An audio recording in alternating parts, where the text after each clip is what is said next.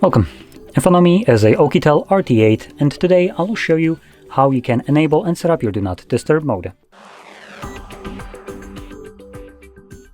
So to get started, pull down your notifications by swiping down from the top of your screen, and then locate the toggle.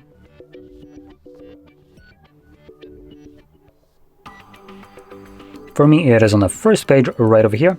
Once you see it first time around, I recommend holding it, as this will take you quickly to the settings, and here you can just check how it's set by default, and if you want to change some of those things, then go ahead and change them.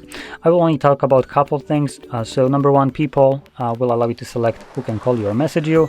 Schedule, you can select a fully automatic schedule, and then the duration for quick settings allow you to choose what happens when you press on the toggle itself. I personally like to select it on a timer, make it something like 4 hours. And the reason for that is once that's set like so, for instance, whenever you tap on a toggle, it will enable itself for a specified amount of hours, which for me was 4 hours.